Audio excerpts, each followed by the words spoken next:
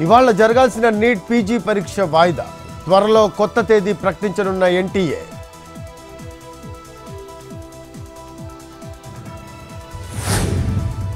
Neat paper లీకేజీపై ఆగని రగడ.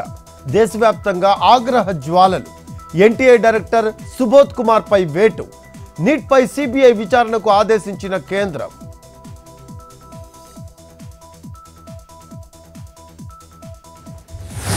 ఏపీలో YCP ఆఫీసులకు నోటీసులు. అనంతపురం, అనకాపల్లి, రాజమండ్రి వైసీపీ ఆఫీసుకు మున్సిపల్ కార్పొరేషన్ నోటీసులు. అనధికారికంగా భవన నిర్మాణాలు చేపట్టడంపై చర్యలు.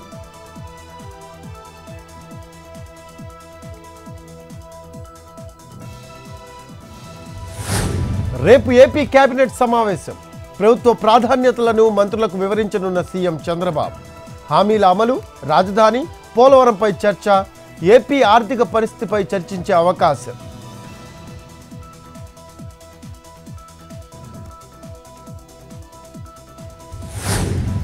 వచ్చే వారం పిఠాపురంలో డిప్యూటీ సీఎం పవన్ పర్యటన. 3 రోజుల పాటు పిఠాపురంలో పర్యటించనున్న పవన్.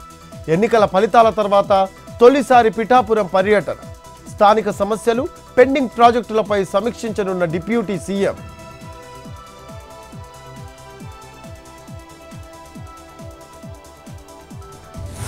నేడు పులివెందులలో పర్యటించనున్న వైఎస్ జగన్.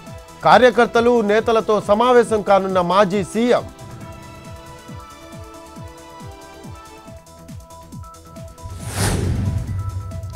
ఏలూరు జిల్లా జంగారెడ్డిగూడెంలో ఓ షాపులో పాము హల్చల్.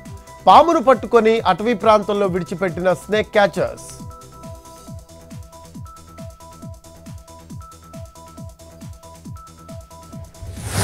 హైదరాబాద్ మాదాపూర్లో మరోసారి భారీగా డ్రగ్స్ పట్టివేత.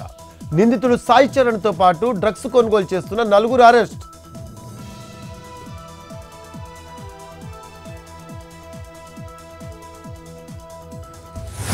నల్లమల్లలో చిరుత కలకలం.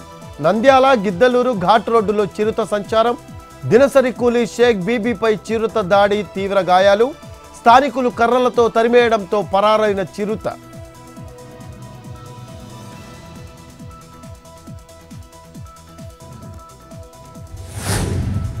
నెల్లూరు 37వ డివిజన్ కార్పొరేటర్ శ్రీనివాస్ పై యువకుల ఫిర్యాదు. విద్యుత్ శాఖలో లైన్మెన్ ఉద్యోగాలు ఇప్పిస్తామని మోసం చేసినట్లు ఆరోపణ. పోలీసులను ఆశ్రయించిన 2 యువకులు.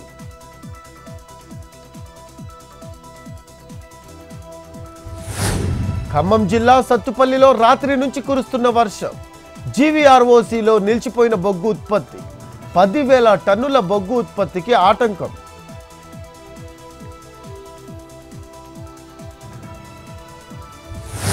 రేపటి నుంచి జూలై 3 వరకు పార్లమెంటు సమావేశాలు.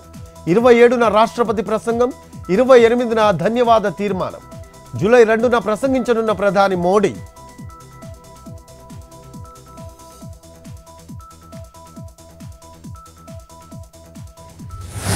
నిడదవోలు, కడియం రైల్వే రూట్లో ఆధునికీకరణ పనులు. నేటి 23 నుంచి ఆగస్టు 11 వరకు పలు రైళ్లు రద్దు. ఆగస్టు 11 వరకు రత్నాచల్, జన్మభూమి, సింహాద్రి ఎక్స్ప్రెస్లు క్యాన్సిల్.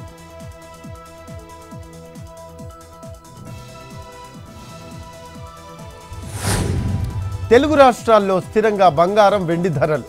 24 క్యారెట్ల 10 గ్రాముల పసిడి 72,380.